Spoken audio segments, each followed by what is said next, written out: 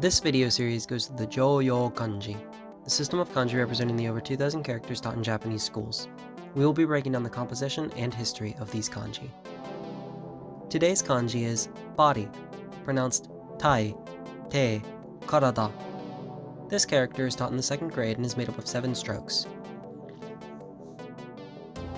In the modern form, this character is a composition of the hitto, person, radical, on the left and hon, book, on the right. However, this character is an unorthodox form of this character. This is a bit more complex.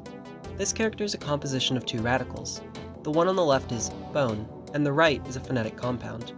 We'll start with the left radical for the skeleton, kochi. Early on, this character was a W shape, which then rotated on its side. This likely represented a pile of bones. During the Warring States period, appearing in the Chu slips, the character developed into a composition of the skull radical, which had a similar history, and the meat radical. This latter radical developed from a pictogram of an animal's ribs, and was likely used to represent the lower part of the skeleton. Now back to karada.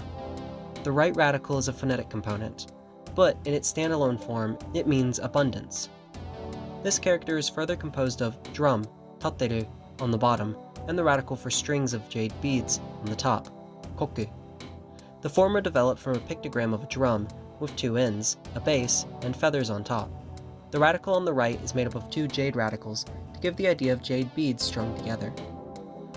All these forms would come together over time to mean body, and then be written in the modern form we know today.